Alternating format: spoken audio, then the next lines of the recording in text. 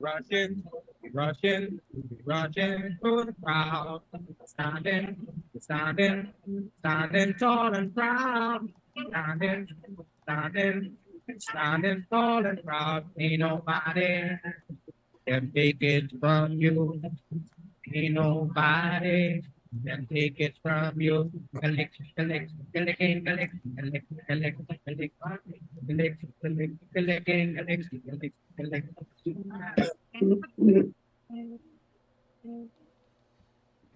That's the voice of the late McFarlane Mackey, Tony McKay, ex-Zuma, the Oberman. We rushing. Born this date, February 18th in the year 1941. 20 years ago. We remember him. This is NS Radio 1540 AM, 104.5 FM, the national voice of the Bahamas, where only the sun covers the Bahamas better.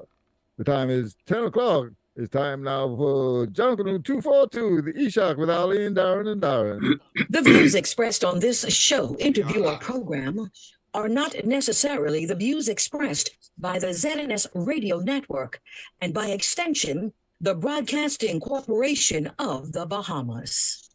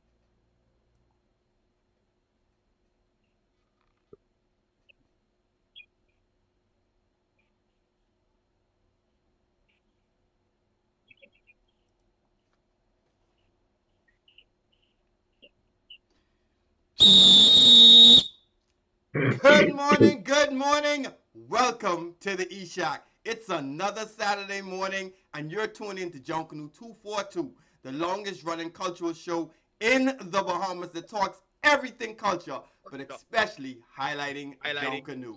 Good morning to everybody that's tuning in, especially in our lovely family of islands, especially everybody that's tuning on Facebook.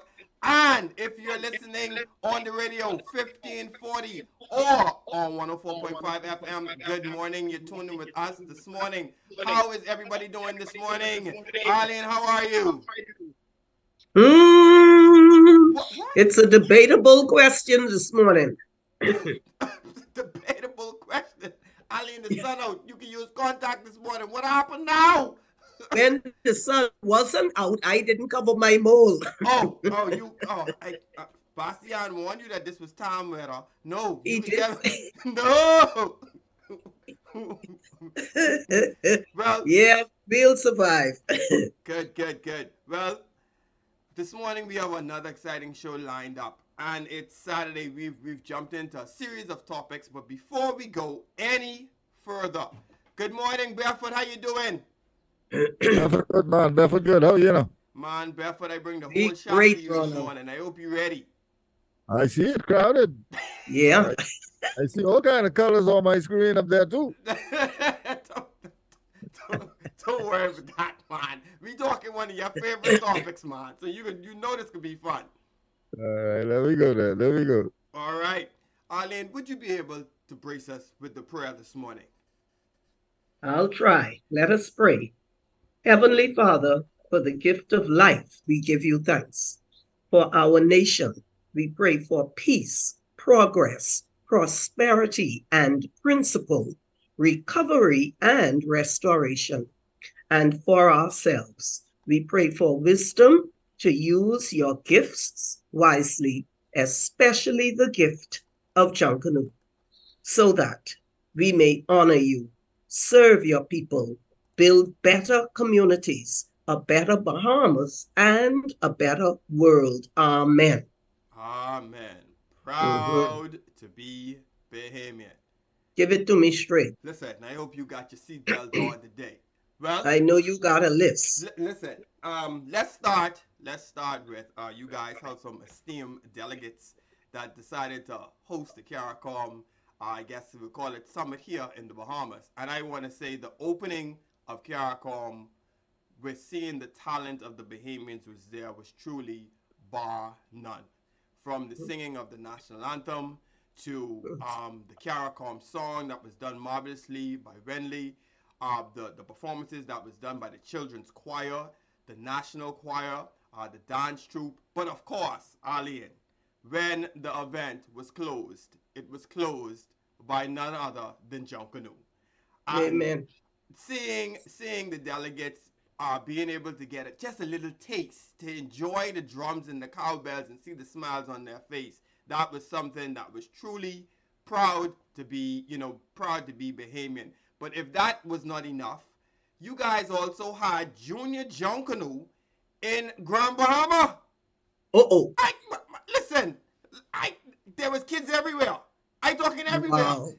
Wow. It was a storm. I saw the pictures. I saw the little darlings, the colors, and those two events marked my week with Proud to be Bahamian this week. Excellent. And certainly they give us good reason to be proud, and we congratulate everybody who played a part in those two events. Yes, we don't let the old flag fall when it comes to the Bahamas, fella. We just don't let it happen. Ladies and gentlemen, this morning we are continuing. We're continuing our important discussion on the most important topic, Bahamian music. 2 weeks ago, we started a series. We brought in one of the great artists, Fred Ferguson, to get us started. And we have some very special guests in the E-Shack.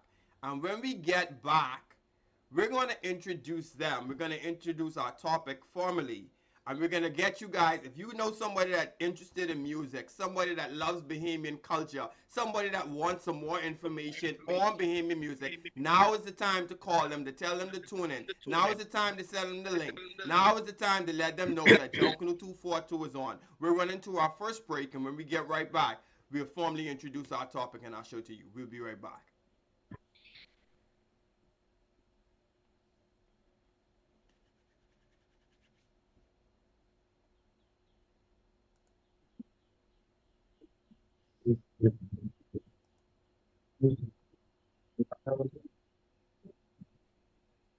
What you hear on this radio station is governed by IRCA's Code of Practice for Content Regulation. The Code of Practice covers matters relating to program content that are of concern to the community, such as local content, news, current affairs, and programs for children, advertising, including political advertisements, and the responsibilities associated with broadcasting in the Bahamas. The code also covers aspects such as access services for the hearing and visually impaired, and the procedure for lodging a complaint about anything broadcast by this station. The code is available on the IRCA website at www.ircabahamas.bs. To receive a copy of the code by mail or in person, you may telephone IRCA at 242-393-0234. Family Island dialing is toll-free at 1-242-300-8722, or you may send a request by email to info@ircabahamas.bs. You see what's going down, babe? Them jokers running free. You need a report, you see? Me? For them to clip me next? I ain't saying going to the police directly. What you talking about then? Call Crime Stoppers Bahamas. You can tell them directly what's going down. Wait, Crime Stoppers is the police, you know? No, my boy. When you call Crime Stoppers, they just answer your call in Miami or Toronto, Canada. So no one can know it's you. And you don't have to give them no personal information, because they just give you a pin. Wait, what you talking about though? They got their own system down there to get the information where it need to go. I just saying, if you ain't got nothing to lose, you might as well get these jokers off the street. True, and so Crime Stoppers is the one that's give you plenty money for that hot news, eh? Yeah, and if you help the police with the arrest, from pin, you get some marlins. So I just saying, win-win, my boy. So what the number is though? Free up the number. Do the right thing. Stop the crime before it's your time. Bing. Call Crime Stoppers Bahamas today at 328-8477, or from the Family Islands, 242-300-8477. It's safe. and the life you save may be your own. This public service announcement was brought to you by Crime Stoppers in conjunction with the Broadcasting Corporation of the Bahamas.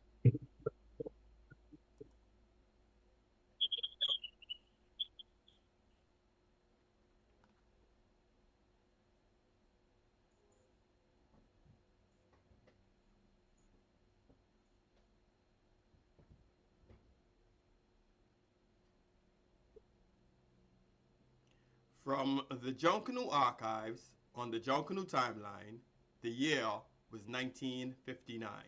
It was an era when Junkanoo groups took their names from their sponsors.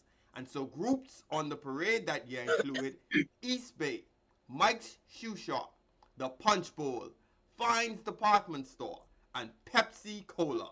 An interesting period on our Junkanoo timeline, to say the least. Ladies and gentlemen, welcome back to Whistle Blow. We are lined up and we're ready for this segment of our show. Arlene, hold on. What was Punch Bowl?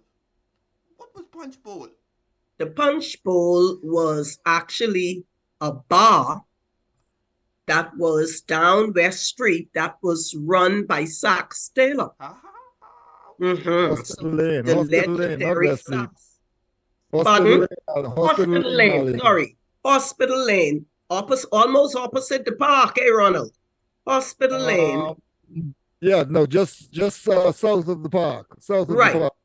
Right. When you come down the hill, it's on your left. That's right.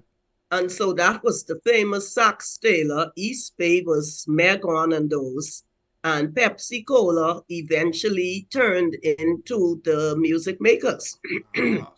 Yeah, but in those days, they took the name. And of course, the big dogs in that list, Fine's Department Store, that was my group. What? Yes. That was, they sponsored Spurgeon Smith and what Mommy called the Out East Boys. We didn't have a name, but that was us. So, the big dogs were right out there in the 50s, fella. I laid you before though. How you could be talking with big dogs? I was right in front and in total charge. But yes, it was a wonderful time. I have one photograph from that period, and Junkanoo has really changed, but it's good for us to remember from whence we came. And so, ladies and gentlemen, welcome back to Whistle Blow. This is our first segment. This is the rollover. And this morning, we are continuing our discussion on the music of the Bahamas. And we are very pleased to welcome Chris Justilien and members of his University of the Bahamas class to Junkanoo 242. Chris, ladies and gentlemen, welcome to Junkanoo 242. You're in the E-Shack. Good to have you here. Good morning, Bahamas. Good morning, everybody. Good morning, fellow students and host and everybody. And these beautiful young people that you have brought with you, can we have them introduce themselves so that we know who we have in the E-Shack with us this morning? Good morning, everyone. My name is Tyreke King. I am a graduate of UB as of summer 2022. Ooh, congratulations. I am a member of Colors Entertainment, and I've been a member of Colors from before I know myself. From before Mr. J know me before I know myself. Anyway, we can talk about that later. But my name is Tyreke, and I'm happy to be here. All right. It's a pleasure to have you. Who's up next? My name is Lauryl. I'm a student at UB. I'm a music major, and I joined Colors Entertainment last year, September, because of Mr. J. Wow. So, yes. Beautiful. Welcome. It's good to have you. We got plenty questions to ask you, music major. Yes, Miss Sims. Good day. My name is Esther Sims. I'm also a UB student. I'm actually a sociology major, but I was in Mr. J's class last semester, and I also joined Colors in, I think, late September. Well, Mr. J got plenty pull when he finished with his with his class, I tell you, he got a whole entourage of people who coming over. I gotta talk to Bastian. We gotta tweak our recruitment strategy. We gotta get one class in UBA. Yes. If you don't have a farm, you joking, my brother. And last but not least. Good morning, everyone. My name is Caleb Sears. I'm a music education major at the University of the Bahamas, and I'm also a colors member from since 2018 to now. Okay. Wow. Glad to be here. Oh, it's a pleasure to have you all. Welcome, welcome, welcome. Oh, you, Mr. J, you really brought a crew in here for us this morning. And so because my voice is threatening to betray me with every passing word, DF, take it away. Let's get some deep questions in here. Listen, let's start with a special shout out to the, I think it's MUSI 103 Introduction to Music of the Bahamas class. Everybody was taking that class, and especially taking that class, but especially the set that I tuned in this morning. Novi, yes. I see you tuned in. I hope the rest of the class is tuned in also. But Mr. J and everybody else who's been listening to us in the last 2 weeks, we started on something on the close of Island FM being brought to the close, and it sparked to us the importance of Bahamian music. And for us, when it comes to Junkanoo, we know that that underlying pinning thing is that one of the key ingredients is music. But one of, more importantly, is Bahamian music. And we got to the topic of defining Bahamian music. What is Bahamian music? Do we have a title for Bahamian music? And when we had the last 2 weeks, of course, you were tuned in and you messaged me and you said, Darren, will I want to get in on the Zoom? I said, no. We can't have you, coming in. You need your own show because you bring a different perspective. And one of the perspectives is from a teaching aspect of it. You also commented and saying, it will be interesting to get the perspectives from a younger generation when it comes to Bahamian culture. And so this is what we're trying to do this morning. And we want to start how Arlene would say, let's start at the beginning. Can you, from a teacher standpoint as to what you teach in there, the big question is, what is Bahamian music? Well, I start off my introduction to Bahamian music class with a similar question. What is American music? What is Jamaican music? What is Haitian music? What is Cuban music? And all of these things, they have many answers. It's not just one answer. And I think in the Bahamas, we've been trying to pigeonhole Bahamian music. That's from my perspective as an educator. Because when we ask the question, what is Jamaican music? You have ska, you have rocksteady, you have reggae, you have dancehall, and then you have a lot of new stuff that's marrying a combination of what went on in the past and a lot of new rhythms. When you ask what is American music, you have rap, you have hip hop, you have jazz, you have R&B, you have all these different things.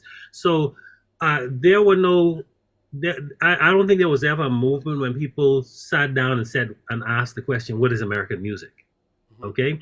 I think we're doing it backwards. Okay. I don't think anyone ever sat down and asked the question, what is Jamaican music?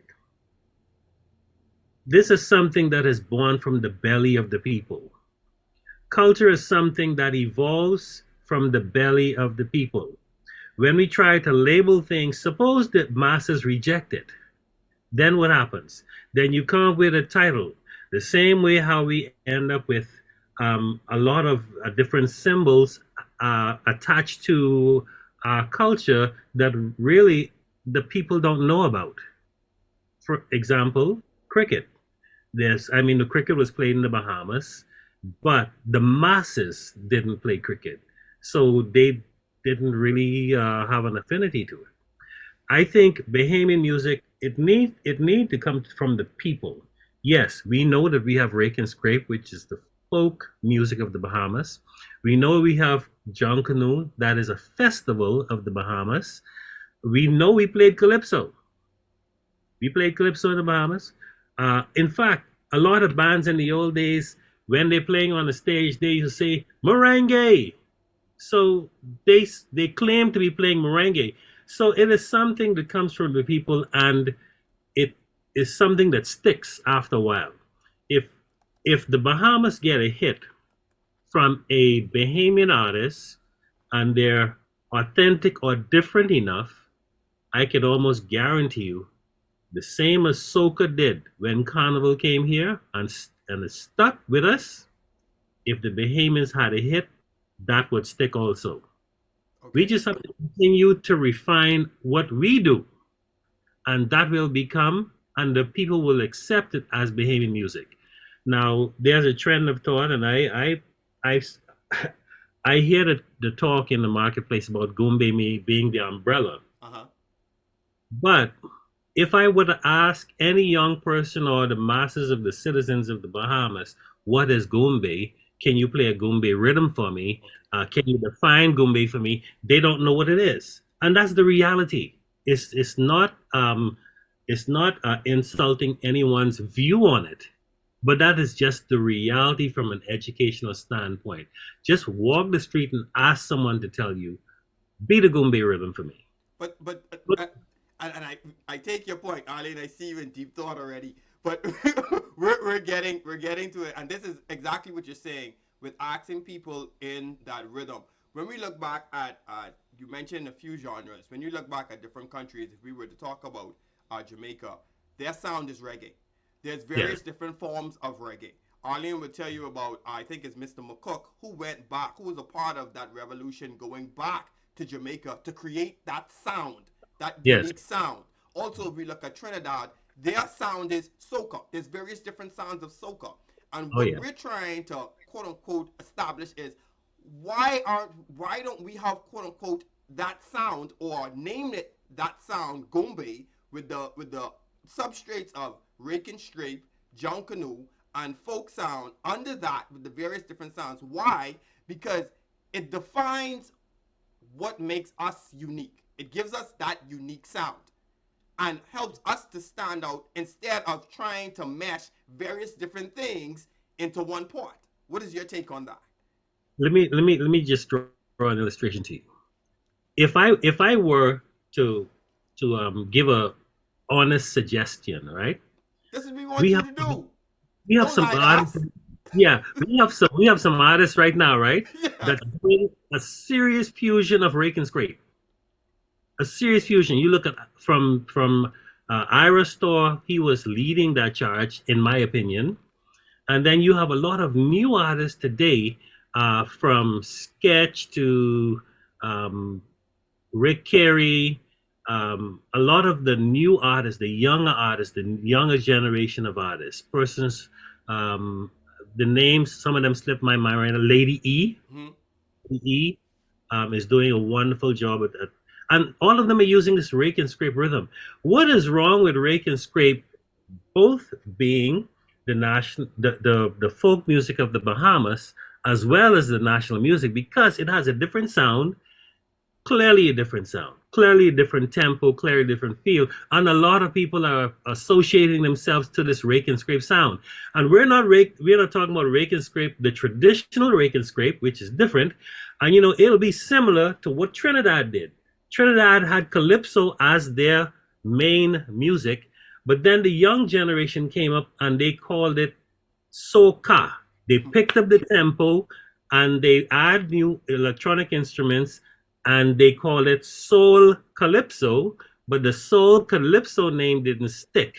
The soca, they just shorten it, S-O for soul and C-A for calypso. Soul calypso. So if we take the same approach and let it be born from the people that are enjoying the music, then we would have our national music. Yeah, and I take your point with you, and I'm not. I don't want you to think that I'm debating you on that. No problem. What baffles me is, and I like your suggestion of using rake and scrape, other than a name, instead of us just collectively calling it Bahamian music.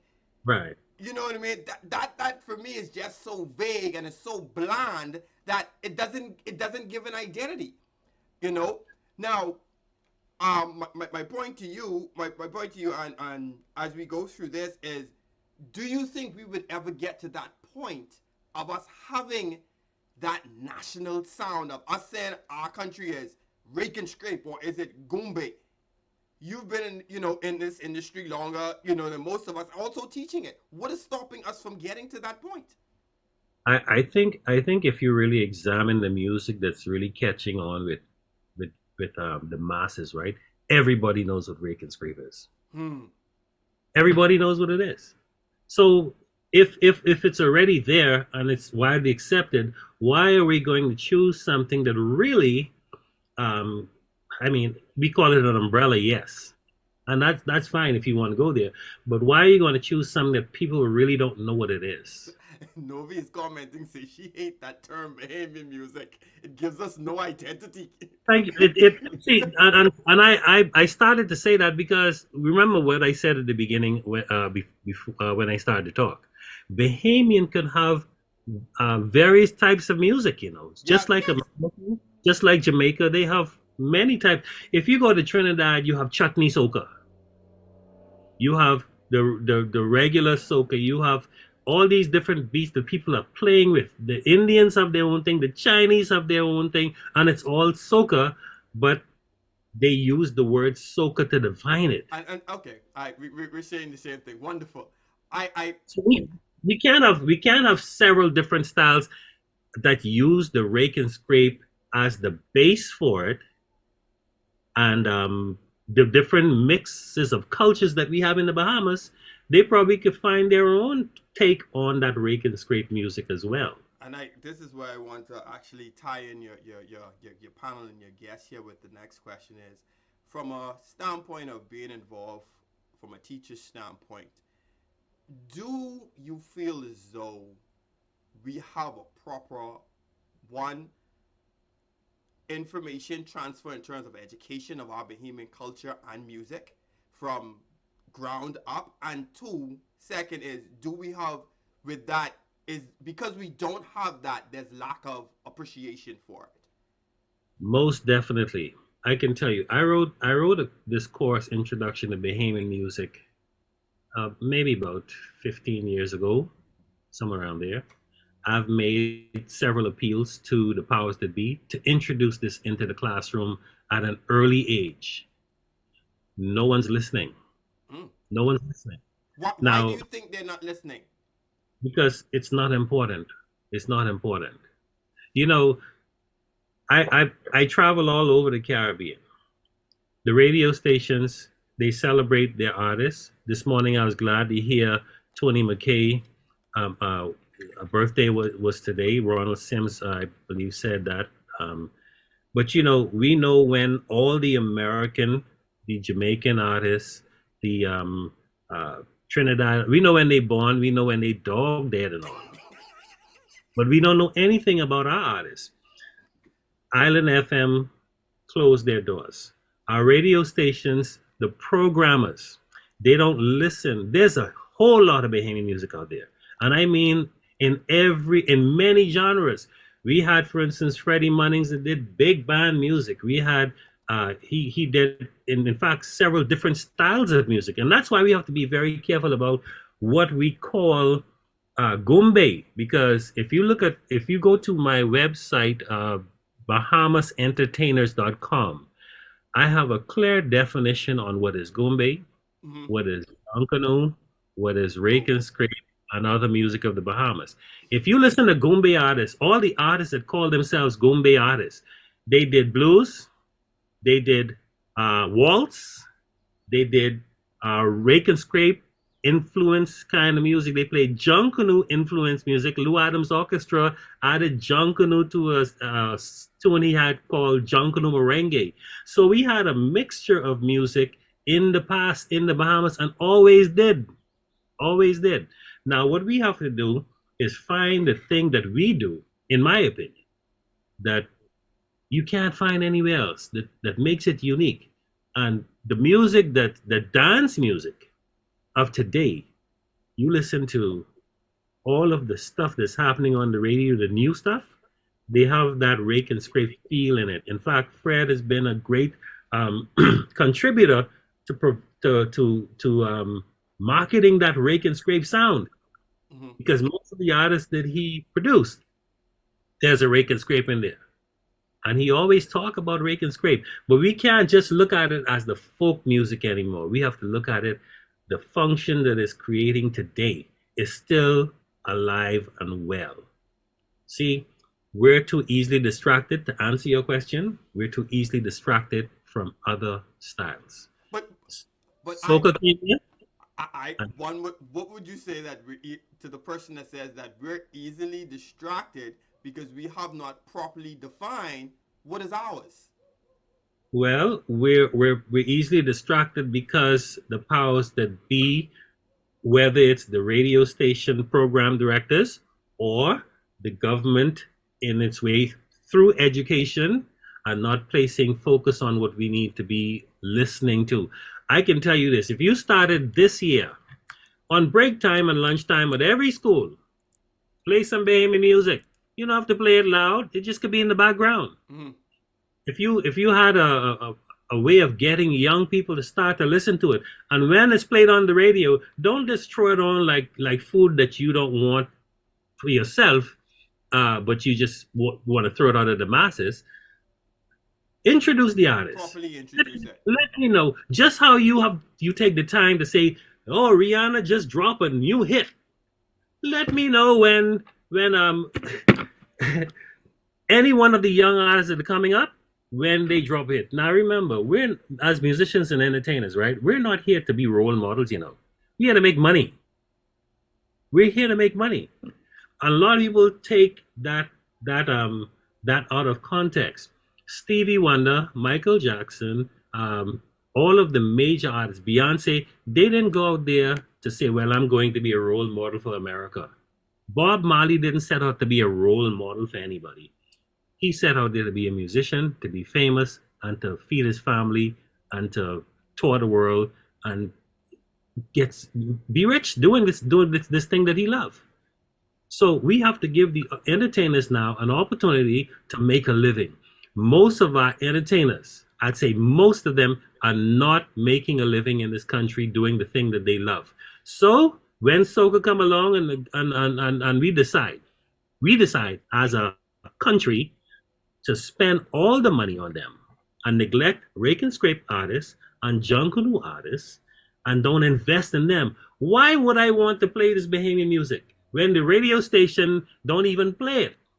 Why would I want to play it and the hotels and the clubs are not even hiring us to work? Why would I want to do this? If reggae selling, buddy, I jump in on the reggae bandwagon. If soca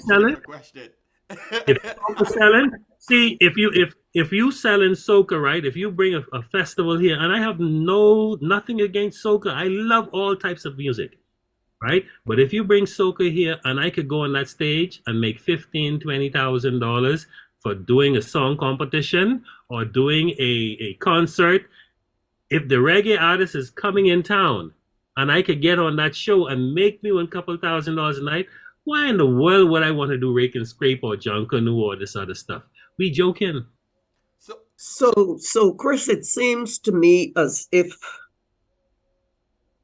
the prerequisite, the sine qua non is that we just need to believe in ourselves. Because surely there's a point at which your Bahamian pride takes over. And I don't want to sound too airy-fairy, but at some point we need to stand on principle. It cannot be that money is the only motivator at the expense of our culture. Thank you so much. Thank Amen. you so much. We're going to run to our first break, and I think we laid a proper foundation. When we get back, we're going to hear from the perspective of the other guests that we have in show when it comes to Bahamian culture and music.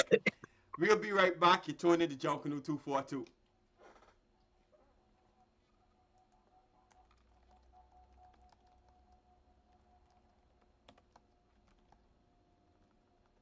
Respect the sign. When vehicles without an accessible parking permit use a parking space designated for persons with disabilities, even for just a minute, that's 60 seconds too long. The abuse of accessible parking spaces is a daily frustration for persons. It is inconsiderate, insensitive, and hinders persons with disabilities from effectively conducting business and actively participating in community life. Never park in a space reserved for people with disabilities unless you have a permit to do so. It is the right and respectful thing to do. This message is brought to you by the National Commission for Persons with Disabilities, a unit in the Ministry of Social Services and Community Development. For more information, visit www.disabilitiescommissionbahamas.org. The Princess Margaret Hospital Blood Bank is in urgent need of blood donations of all types. Blood bank hours of operation are as follows. Monday through Saturday, 9 a.m. to 5 p.m. The last donor will be accepted at 4:30 p.m. On Sundays, the blood bank is closed. Identification needed for donation include your NIB card or driver's license. Do not attempt to donate if you are sick or experiencing respiratory symptoms. Do not come to the blood bank in large groups, as we will be accommodating 3 persons at a time. For more information on how you can become a blood donor or instructions on what to do before coming to donate blood, please contact the blood bank at 502-7822.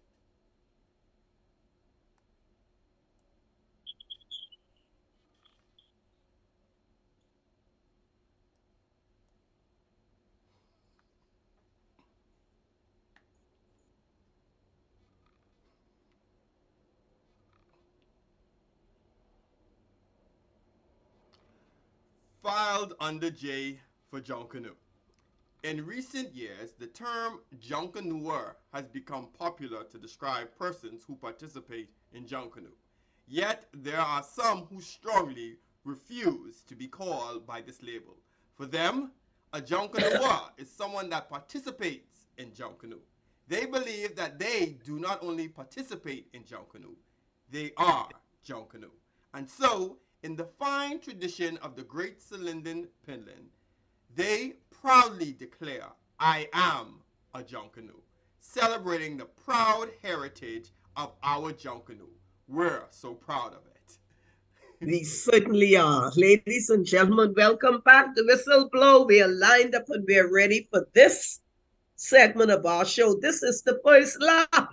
And this morning we are talking Bahamian music, and we have a selection. We have a wonderful group of young Bahamians that Mr. J brought with him this morning, and we want to hear from them now. So DF, take it away. Esther, sociology major, we're coming to you. Why are you taking that course? Why were you sitting in there?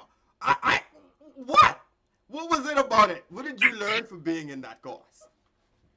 I mean, okay, so sociology is the study of society, culture, things of that sort, right? Mm-hmm. So what I saw was Bahamian music history. So I thought, well, at least, you know, it's something to do with culture, with the past. I could learn something from it. And I needed another elective because I wanted to take 15 credits. So when I was suggested to take that course and I was told it was a good teacher, I thought it would be a good opportunity. Okay, so sitting in that class and, of course, being one of the younger people, was your eyes opened to some things when it comes to culture that you did not know? Yeah, what has changed in your thinking since you took the class? Definitely, because there was a lot that I didn't know about our music history, how far back it went from, like, we learned about an ethnomusicologist, Alan Lomax, who recorded like all of our folk music way back when. That was something that I didn't realize how far back our folk music went, or that we had recordings from so far back. And I learned about a lot of artists. I learned about how deep like our culture is tied into the way that we see our music. Wonderful. Lauryl, you're up.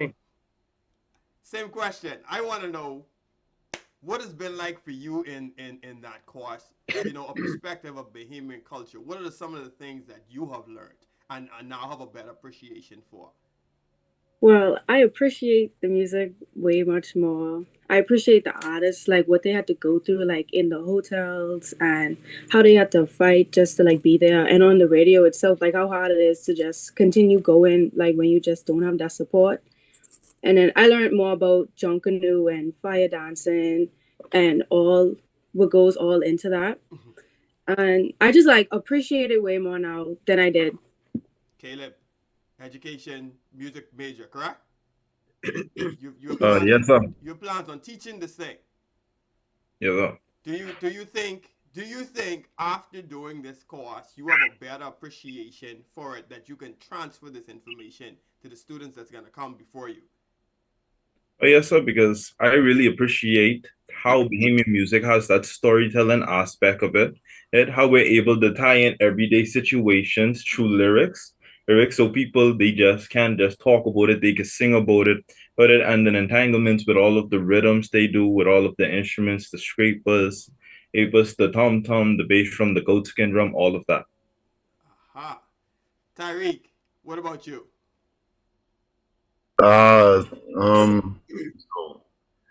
You'll have to excuse me.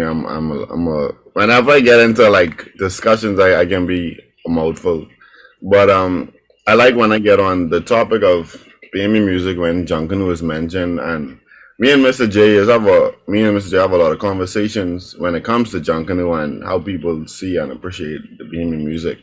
But with Mr. J's class, I've never taken that class for credit in UB. I'm a teaching assistant there at UB, and I just saw Mr. J was having a music history class. I was like, I never took this class, so I went to sit in, and it was mind blowing how much I learned. I feel like that should be a class you could teach that to primary school students.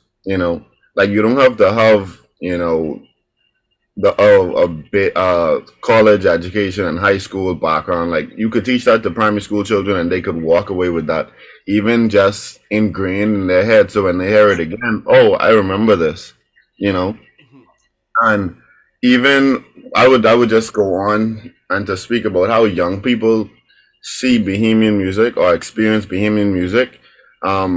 Even in the schools, and you mentioned in the primary schools, we're not exposed to the Bahamian music. We're exposed to the recorder, and I feel like we should be more exposed to the saw, learn about the cowbells, the tum tum, the bass drum, and the stuff like that. We learn, music theory, little, note gets 4 counts, a half note gets 2 counts in the primary schools, but we're not really taught. And I didn't even know that Gombe was our foundation, until I joined the Gombe ensemble in UB, headed by Mr. J. And even the bass line in the Gombe is different. I always thought about the Bahamian bass line as boom boom boom boom, but Mr. J, taught me that actually is a Cuban style of playing the bass line. And like I feel like this is the type of things that should be taught in primary schools, and even with Junkanoo and rake and scrape in church, that we call it going in the bush when you playing that type of music. I have a friend, his name is Matt, and when when you're around musicians and you hear a certain thing in music or certain color, you make that ugly face like what is that? And I thought, I think me and him do that a lot when we hear Bahamian music and certain type of chords or rhythms being played. And what me and him has in common is our foundation in church.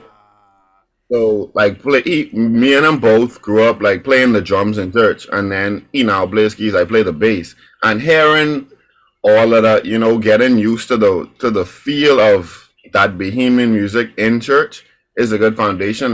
There aren't a lot of opportunities for children to do that in church. So that's another way that foundation of culture is in being laid. And then another big foundation, Junkanoo. I've been in Junkanoo from I was in grade 4, I think, 4 or 5. And My mother was in colors. Mr. J actually taught my mother in GHS. He taught her clarinet. I learned that from Mr. J. I didn't even know she played the clarinet. Um, um, she brought me the colors, and Mr. J tells me the story, and he tell everybody the story all the time. He said my mother brought me to him and said I want my son to do Junkanoo, and I was in colors from probably about 3 years, and then I stopped doing Junkanoo. My mother passed away. I stopped doing Junkanoo, and when I came back I came back to UB, and I was a biochem major for 2 years.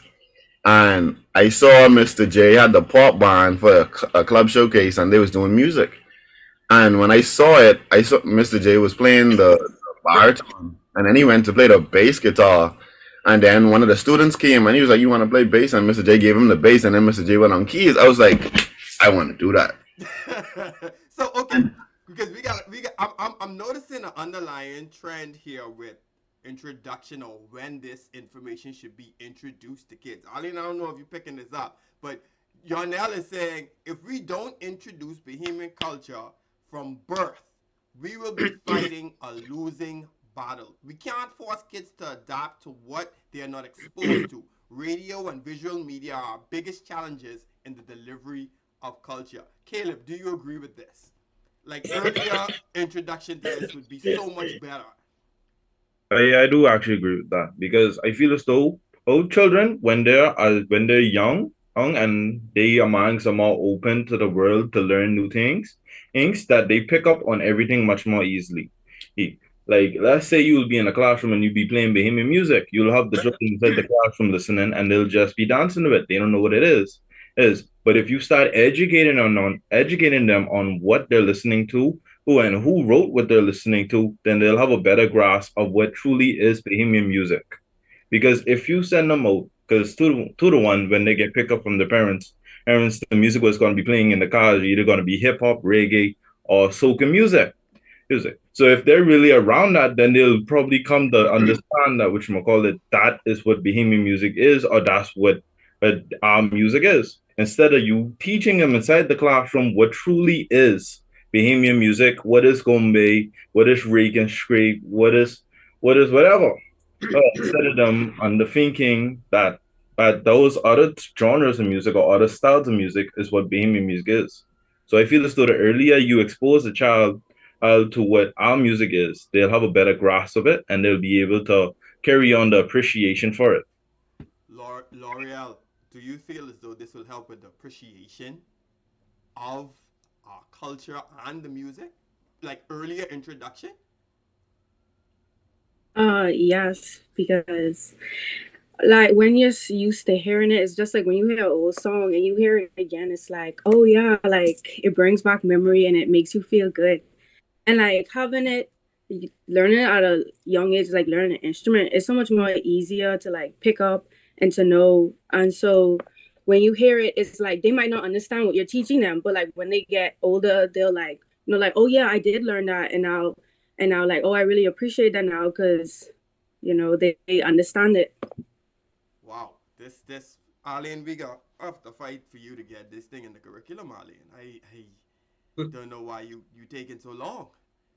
Who we need to talk to? The bottom line is, how badly do we want it? How badly do we want it? Or is it just the faithful few, the handful of us, including us who are here this morning, who are enlightened, for want of a better way to put it? How badly as a country do we want it? How important do we think it is for us to establish our identity? We have to want it. That's the main prerequisite. We have to want it. We have to think it is important enough. And then, we have already started talking strategies, but we have to want it. We have to clearly define the concern. What is the concern? That Bahamian music is a second-class citizen in our own country, that we can hardly hear Bahamian music, that our musicians are not encouraged, motivated, inspired to write more music. I think we need to get right to the bottom of it. But the bottom line is we have to want it. If we ain't serious, it's not going to happen. And it hasn't happened all this time. Can I chime in on that? Arlene, that's a strong statement. But my question to you is, how can you want something that you don't know about? True. I accept that, Chris. I accept that. I'll give you and this has been one of our failings over the past 50 years, because I could remember coming back from university in 1972, in 1973, to start to teach in the year of independence, and I was shocked at how popular reggae was here. I had been in Jamaica for a year doing my diploma in education. And so, I understood what was happening over there. They only play their own music in Jamaica. And I get back to Nassau, to my country, and all I could hear is reggae music. So this thing has been going on for a number of years. This ain't a recent thing. And we gotta really dig deep to root out this appetite that we have created and encouraged for foreign music. I'd like for Lauryl to speak to this. I established a Goombay ensemble at UB several years ago. In my mind, she didn't know anything about Goombay. She both sing and play percussion in the group. And when she started, oh Lord, it was bad. But girl, we don't take last. Let me tell you something, man. Anytime the music starts now, she's right on time. She's singing the songs. She's loving maybe she could tell you some of the artists, some of her favorite Goombay artists and all that. But see, it's only because she was introduced to it. And how many of our people in the country never heard of the Maureen DeValier, the Eloise Lewis, the George Simonet, the Blind Blakes? They don't know who these people are. So you're trying to sell something to a client that don't know what it is. Come on, we're humans. When I go to buy stuff, I'm not going to buy the brands that I don't know. Lauryl, I can't let him just put that on you. Tell him you was just learning how to perfect the craft. And Esther has the point as well. We ain't gonna forget you, Esther. When I came to Goombay, I like to sing, but when Mr. J put me in the percussion section, I was kind of scared, because I was like, I don't know how to do this. I was like, I want to hear me mess up. I was like, well, I have to if I want to get this. And then eventually it just came to me. It just came naturally now. And like the whole genre is just, I like it now. And my favorite artist would probably be like George Simonet, maybe.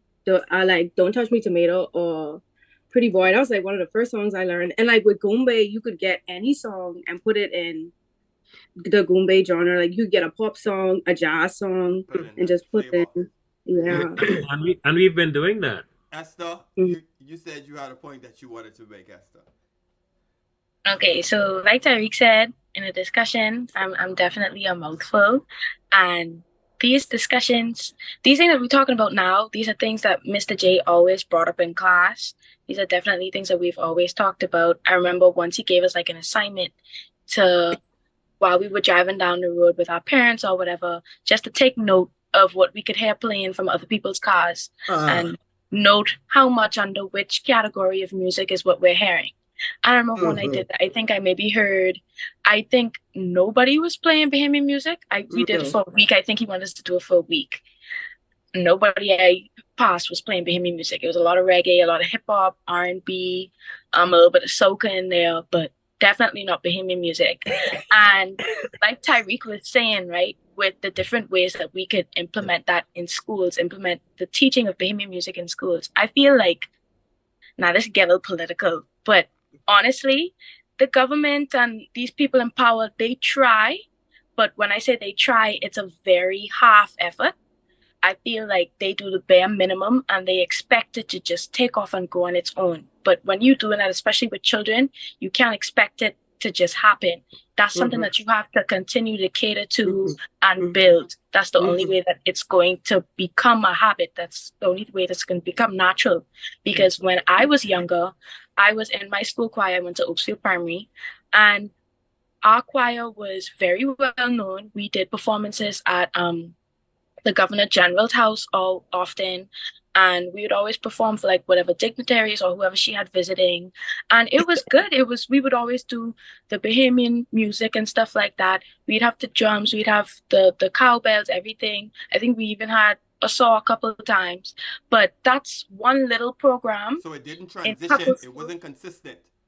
Yes, that's what I'm saying, that the choir is only a certain amount of students. So the way it was, not that they did it intentionally, but if you didn't have a musical talent, or you weren't singing, you weren't playing the drums, something like that, you weren't involved with this choir, you weren't getting exposed to the music, you weren't getting exposed to going to these events, seeing what the music could do for you. And I feel like that's the issue. Yes. When you teach it, when you put the music in front of people just for them to hear, just for them to experience it, when you expose them to it, everybody's involved. But when you make it a thing where it's only if you have a talent, when it's only because you have a talent, I mean, it gets through to some people, but it's the music, everybody is supposed to enjoy it. Yeah, it's not everybody is supposed to enjoy it.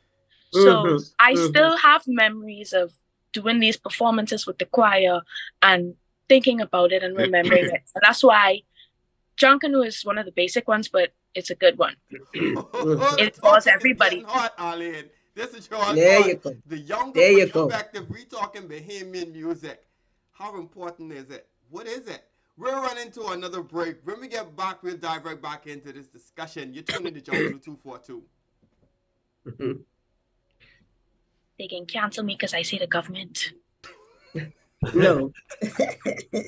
You use the term generically. It could be any government that's in power. You are not talking about a political party. You're talking about the entity that is the government. So don't worry. No, and we do speak about that because I'm half Cuban, and from being in Cuba, I could say you could see how the difference in how they appreciate their culture and their music is from us. Absolutely. And from you when I was little, I would go to all these things. That's why I first saw fire dance. Yes, Mom. And you told the teacher. No, you get exposed to it from, you could walk in Cuba, but not him. Larry did something wrong and you need to tell an adult. You may feel bad, but it is important that you do the right thing. Nobody has to find out that you told. Okay. Small crimes lead to big crimes. If you see a crime, you can call Crime Stoppers. It's safe and easy, and nobody knows who you are. You'll speak directly to someone in Miami or Toronto, Canada. They never ask anything about you. So be brave and do the right thing. We all need to help. Stop the crime before it's our time. Guess what, Mommy? I feel good because I told somebody about Larry and the teacher get our money back. So pick up the phone. No one will never call you a snitch. Call Crime Stoppers Bahamas today at 328-8477, or from the Family Islands, 242-300-8477. It's safe, and the life you save may be your own. This public service announcement was brought to you by Crime Stoppers, in conjunction with the Broadcasting Corporation of the Bahamas. It's for men, about men, by men. It's informative. It's inspiring. It's here on AM 1540, Power 104.5 FM, with yours truly, Sean Innes, Sundays at 5 p.m. Tune in. Saturday evenings will never be the same again. A show for young people, made by young people. The Youth Perspective, where we seek to positively display the youth of our nation. This on every Saturday at 8 p.m. on 1540 AM, Power 104.5 FM, the national voice of the Bahamas.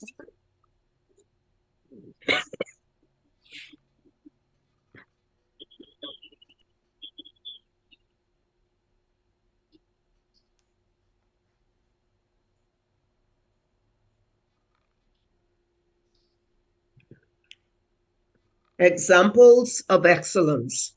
From his first Valley Boys practice in 1965, Anthony Chinese Smith was smitten with Junkanoo. Realizing that quality shack time was a prerequisite to participating on Bay Street, Chinese became skilled in many areas of the craft. He began his colorful Junkanoo career on Bay Street with the Black Souls, where he recorded his first Junkanoo victory in 1968. He then experienced a second consecutive win with a junior group from Culmersville led by Larry Major.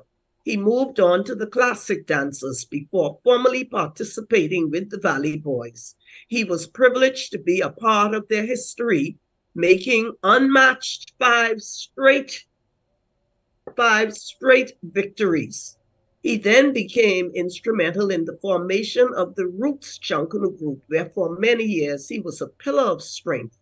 Introduced to the individual division by the legendary Anthony Carroll, Anthony is today a many-time champion of that division. Anthony Chinese Smith, this week's inductee into the Junkanoo 242 Shack of Excellence. Welcome back. You're listening to Junkanoo 242. It's the second lap, and we're talking Bahamian music. We have instructor, Junkanoo extraordinaire, Mr. Chris Justilien, in with some students from UB who's taken this Music 103 Introduction to Bahamian Music class. And it's eye-opening to hear such comments from, various different people, various different perspectives, and we talk about music. My question to you guys is this. Is it too late for us to get this I want to say this thrust behind Bahamian music? Have we lost our way, or do you guys feel as though we still can create authentic our own stuff and we can enjoy it? What do you guys think? When you say that reminded me, if you tell a child don't go outside past 10 and they come inside 10:30 and you wake up in the morning, is it too late to give the child a cut up? To say that child can still get cut up. Oh, no, I don't. It's never too late. It's never too late. So Children still born. It's still more generations coming through. So as long as we decide to do something about it at some point, a younger generation will be able to start up and they'll keep happening and keep happening and keep happening. But it's all about when we decide to finally take that step, which we haven't done yet. And then I think it comes with awareness too, because if you don't have awareness of something, you can't act off of that awareness that you have. And once I think it just starts with Junkanoo.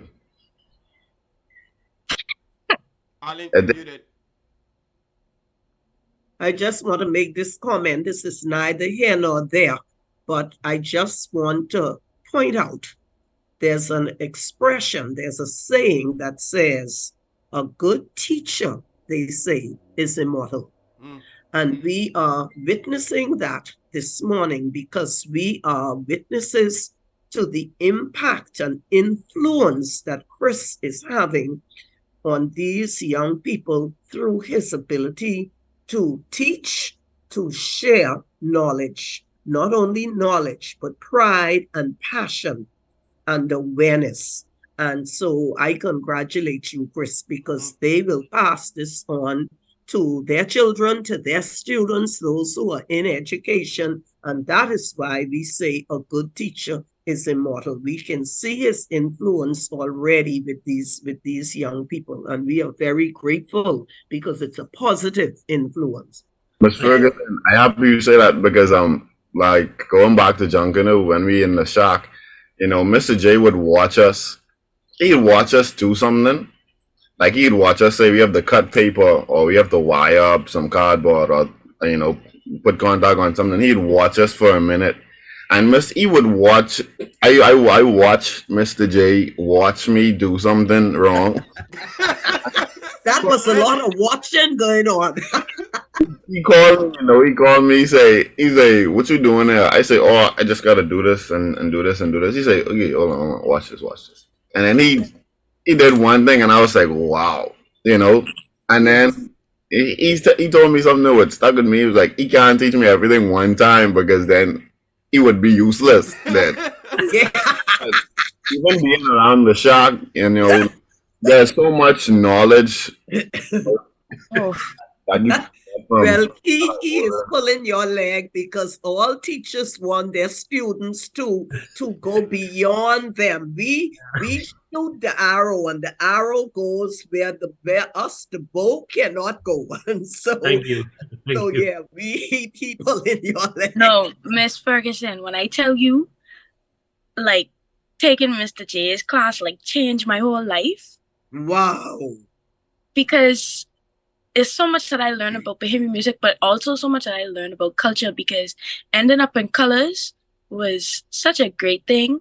And it was so weird too, because in a couple months, like, I learned to do basically everything to do with making my costumes. And I feel like anybody who's done Junkanoo for their first time, they could tell you, like, the process of leading up, it makes you appreciate it so much more, because you don't want your hard work to go to waste when you get on pay. You can go out there and do your best, because you know how long. I remember before Boxing Day, I spent a week straight in the shack. And Mr. J can tell you that's the truth. I spent a week straight in the shack. I learned how to cut paper.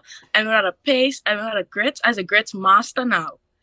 I learned everything in a week, because you know why? That costume had to get finished, because no way I practiced for all these months, and I learned all these new things, and I've been taking this class, and I can show up and I can't make it to be because my costume ain't finished. I learned how to do every single thing.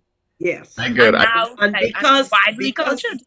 because your task master would not accept shortcutting or slunking or quick get out, you had to do it properly. If you I tell Mr. J, tell me what to do, teach me what to do, I can do it. There you I go. learned how to cut paper once. After I learned that, New Year's was a breeze. I pre-cut all my paper, I made my costume. There you go. I wasn't worrying about getting Jeff then. And why I say what I said is because so many young people are on Bay Street and never cut a strip of paper. That's why I said what I said. That And we have a lot of old people doing that. A lot of old people doing. The older people was asking me to cut their paper. I My said, Lord. I just learned how to do this myself. Arlene, we have some kids in the group, right? Mm-mm. They're like 4, 5, 6, 7, 8 years old. They're pasting on lead costumes. They're taking contracts. There you go. You know what I mean? And we have people who've been doing Junkanoo for a long time. Yes. They just don't want to be bothered, so they have the kids face it. Now the kids learn how to do this. But one thing I want to do, I want to go back on the question of music. For the industry, right? Yes. This question of if something is written or recorded by a Bahamian, it's Bahamian music. Let's get that straight. Yeah. I'm gonna relate that to when they have movies shot in the Bahamas, right? Yeah. And they have these foreign artists, these foreign actors come in, and they're talking like Bahamian. They're trying. They're trying. That is very insulting to me. Very much so. And I'm going to put it to Bahamians that I don't care how much soca you sing, and how much reggae you sing, and how much hip hop you sing. You sound like those artists, those actors sound to us. That's how you sound to the Jamaican, to the American, because you can't be them. Ridiculous. Can't be dog. A dog can't be cat. Now, let me tell you something. You could do other kinds of music, and that's well and good. Let's look at Rihanna. She's from Barbados, right? But she grew up in a culture where she learned that music, or that's what was taught to her. She's not claiming that's Bayesian music. No. So why are we trying to force this square into this circle and saying, well, I is Bahamian, I write this song, and this is Bahamian music? It makes absolutely no sense. You're a Jamaican, you're a Bahamian singing reggae or trying to sing reggae. Right. And to the Jamaicans, you sound ridiculous. In my opinion. You sound just like those artists sound to us. And I hear there's a group that's trying to play Junkanoo. And as soon as I hear it, see, to them, they jamming. They get right off. They're beating the drum and shaking the cowbells and stuff, right? And I hear them and I say, well, mother sick. But to them, they're doing Junkanoo. Yes. Put it to Bahamian artists. You all need to wake up and try to find something unique that you can do that is definitely you. And I put it to you that if you can squeeze that sound through the door, like how beginning of the end sneak funky Nassau into the world market, although we could say all we want that is not Bahamian music, but it wasn't American music. But I take your point, Chris, and I think I agree with you in terms of that. That's why I think giving it a name and defining it is so important, so it doesn't fall under that vague term of Bahamian music. We will know, hey, that's not rake and scrape, or that's not gombe, which covers what the genres. You see what I'm saying? When we leave it as that vague Bahamian music, you're able to dump everything in it. Yes. Let me give you a suggestion, another suggestion, right? That could happen. When I was growing up, a lot of the popular music of the day, they were covered by Jamaican artists. They were covered by the Trinidadian artists, and that is what made their music popular as well. So we don't have to just keep the subject of the topics that we sing about local. We could grab love songs, we could grab party songs and do it in our style. Yes. And our people would even appreciate a little more. You see? Yes. Eugene Davis did a wonderful job at doing a lot of oldies in a Bahamian way. Okay? And that's Bahamian music. The music is Bahamian. It's something that we can learn to dance to. If you ask most young people today to dance to, you put a Bahamian song on, they don't know how the sway that go with it, you know? You put a soca on, my goodness, they dropping it like in hot right away. Tyreke, you said something. You said that you believe that Bahamian music is so important that it starts with Junkanoo. Could you expand on that comment for me? Right. Well, I said that because when I was young, Junkanoo gave me a good foundation, not just Russian, but being in the shock. Being in the shock is very Bahamian to me, because now if I smell contact somewhere, I am looking for cardboard. Yeah, it's like, you know, if you go, because contact is a an industrial glue. But when I see contact, it's nostalgic when I think of it. It's Bahamian to me. And then being in the shock, you went Bahamian music, and then you went older Bahamians give you the backstories on where Junkanoo came from, and then just the Bahamian banter, that's in the shock. So that Junkanoo experience is a good foundation, because a lot of people my age, they like, nobody get a bruise from putting your hand on the glue gun, or like stuff like that. Or people don't have clothes in their house with contact on it that they can't wear. So that's why that one good jeans you shouldn't have wear the shock.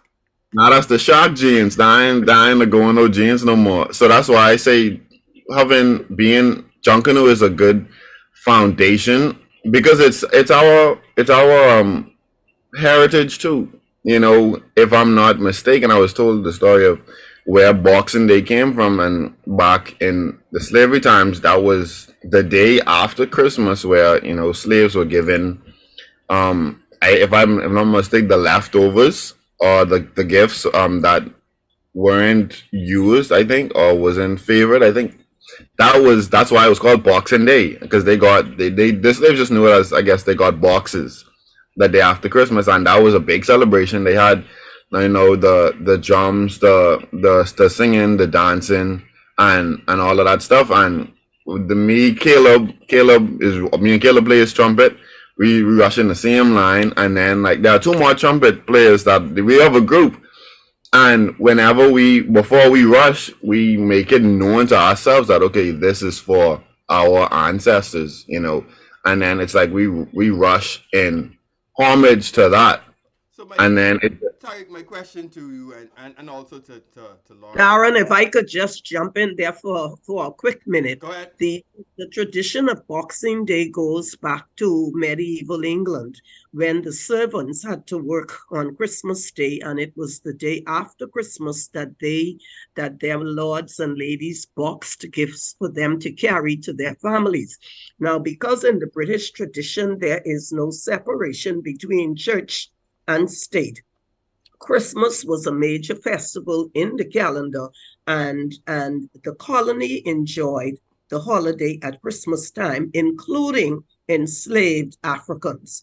And so it was not, Boxing Day did not become the day for the parade or a public holiday until the 1930s, when the religious leaders complained. Prior to that, the celebration took place. The 1899 Street Nuisances Act limited the roaming that apparently was going on throughout the town, limited the roaming to Christmas Eve and Christmas morning, New Year's Eve and New Year's morning. The two evening time periods were not subscribed to, and so Junkanoo became confined to Christmas morning and New Year's morning, and it wasn't until the 1930s, as I said, the religious leaders complained because of what they considered to be all this ruckus on a holy day, and that's when Boxing Day was made a public holiday. And Arlene them was rushing in the street when she was 4, making noise. Yes. Nuisance Act was for her. Fines Department Store Group. That's what that was all about. Folks, you're tuning in to Junkanoo 242. We are in the crux of discussing Bahamian music, part 3. Perspectives from a younger generation. We're running to our final break. When we get back, we're going to hear their final thoughts. We'll be right back. Tyreke, you wouldn't believe I've been somewhere yesterday and smelled some contact too. It's so nostalgic. It's so nostalgic. Contact. No, for me it ain't nostalgic. It caused me to get stressed because I remember that we had the shock that stressed me out. You get leave. I almost get leave for real. And I remember I did pay something and I contacted the wrong way and I had to take it apart. I was so mad. At 502-38. Perfection has a price, my dear. Will never be the That's same why I again. start cutting my paper. I say, if I can do it, I can do it right. I cut everything myself, Yes. and I figure it out. And I'll tell you a secret. Do it now. I'm looking for white paper right now because this don't have to wait till we under stress in September. Do it now. I cut all my bush for my shirt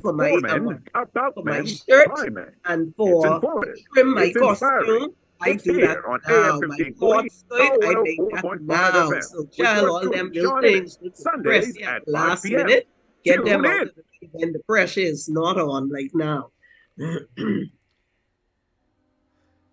So, if you all got any white paper to donate to me, I'll take it. Some people like pressure, though. I don't understand. That's true. Pressure make diamonds. Eyes work better under pressure. Pressure make diamonds. All of y'all. Yeah.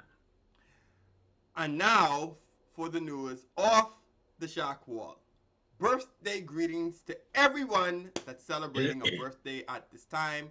Happy birthday to you and have a happy new year. If you have any cake, you can send it to me. I will definitely eat it on your behalf. Condolences to everybody who are mourning the loss of a loved one at this time. Special mention to Bernard. They had a wake for Bernard yesterday. Also, Bossfield. I think both of those guys are going to be funeralized today. Our special thoughts and our prayers are with the families of those guys as they go through this trying time. Remember, everybody, go and subscribe to our YouTube channel. Yes, go and subscribe to our YouTube channel. You can re-listen to this episode, hear what these people had to say, the various different perspectives. And also, we would like to remembering, the Exuma, the old bear man, February 18th, 1941. Today would have been his birthday. Listen, the old bear man had his original style, buddy. all right, when it came to music. And to this day, that music is being emanated all through the world. All right, it's being studied. And it speaks to being authentic and being who you is. Remember, the Bahamas Junkanoo Art and Musical Festival has been postponed. More information will be forthcoming on that. But in case you didn't know, it is Saturday, February the 18th, 2023. We are 44 weeks away from Bay. So y'all still in contact, y'all may just be getting leave. Pressure. You only have 44 more weeks. I see Chris holding his head. Junkanoo ain't Junkanoo unless you doing it last minute. When I doing Junkanoo, Mr. J can disagree. But when I'm happy for you. It's on nothing else. I don't want enough mental space for nothing else. Well, see, let me tell you how this goes. No, all of you young men, you don't have to, and perhaps these ladies are too young and have not started families yet. Y'all don't have to go looking for Santa Claus. Y'all don't have to make sure the house decorated for Christmas. Y'all ain't gotta get the ham and turkey and make sure the Christmas dinner is set. All y'all do is go straight zoop from the shack to Bay, and y'all don't have all those other things that most of us females have to tackle while it's going on. So listen here, y'all ain't gonna cause me to have a heart attack. I cutting my bush now. But Mr. Ferguson, Boxing Day don't be the problem. New Year's is be the problem. Because while I was up, I bring in the New Year pasting costume. Yeah, y'all gotta do New Year's first.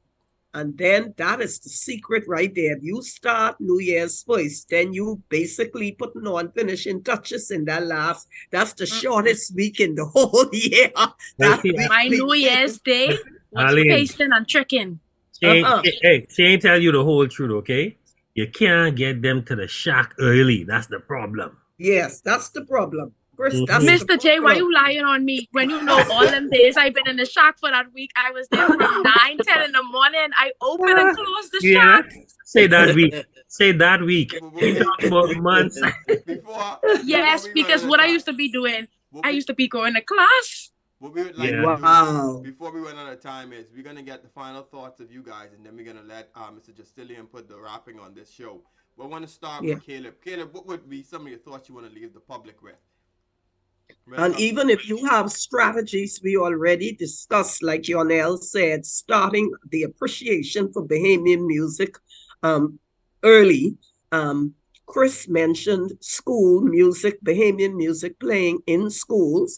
And so we would love your closing words. And if you have any other strategies that we need to incorporate in our master plan to get Bahamian music back to where we want it to be, please feel free. All right. Well, my final views is that we should start our children off or have a program in the schools who's to expose younger children in each grade level from grade 1 all the way up to 12, exposing them to various types of Bahamian music. And our next view I have is that our Bahamian music isn't really Bahamian music like what we call it, but Mr. J said, saying that if a Bahamian person wrote it and sing it, and it's not really in the style of Bahamian music, it doesn't make it Bahamian music. It just makes it a certain genre. And I just feel as though that Bahamian music now is turning to a Netflix adaptation of soca, of all the other Caribbean musics. And also another point is that I feel as though instead of teaching children how to play the recorder, or that we should teach them how to play various Bahamian instruments such as the bass drum, the tom-tom, the scraper, and you even throw in the claves inside there. All right. And on that note, we want to say good morning to Nat Adams, who started the Rake and Scrape band at his school. And Chris, maybe we need to put our heads together and start to develop a Rake and Scrape festival for schools. Oh, yeah. We start a lot of things, but I'll talk about on our list. Esther, what are your closing words for the public? Hey, please don't cancel me. Now, I feel like the root of all the issues is 2 roots. One root is we're not being educated early enough or well enough, because like we were saying earlier, it's never too late. I am deep in the world of culture and Bahamian music right now at 18 years old, more than I ever was my whole life. So obviously it's never too late, but if you want to grab as much people as possible, you got to start early. Amen. And the other root of the problem, I feel, is that we don't appreciate our own culture, not just the music, our culture, as much as we appreciate others. We celebrate everything about what the Jamaicans and the Trinidadians and all these people do, what the Americans do. We dress like them, we talk like them, we act like them. But how much do we neglect our own original style of speaking, our original style of acting, our own original style of dress, our own everything that is original about us? We suppress a lot to follow other cultures. So I feel like the more that we embrace our own culture is the more that our embracement of the music is going to come along, because that's a part of it. And I also think, like they were saying, the programs in schools would be great. And I feel like at the lower grade levels, it should be something mandatory. And like I was saying, I feel like it should be something where it's not just targeted towards those with a talent, that it's something that everybody could include themselves in. Yeah, because it's not exclusive, but I feel like that's how children may feel. They may feel that if they don't have a certain skill level, that they cannot participate. So I feel like something where it's a listening, or something where they just include everybody. Once they make everybody feel included, I feel like that will bring together that spirit. Amen. Lauryl, Beautiful. closing remarks. I agree with them on the, especially mandatory. I feel like it should be mandatory in government schools for sure, like straight up. And I feel like people think like culture will always be culture. Culture can't die, but culture could die like if we ain't teaching it to the younger generation. So I just think like even us, we have to teach it to the younger generation now, and can't depend on, just culture is culture. And I feel like Bahamian music should not only be played at like regattas and stuff, it should be played at national events, like even Caricom that just gone, or like any major events, really. Yeah, I think that's it. All right, Tyreke. My Tyreke, it ain't never too late to give that child a cut it.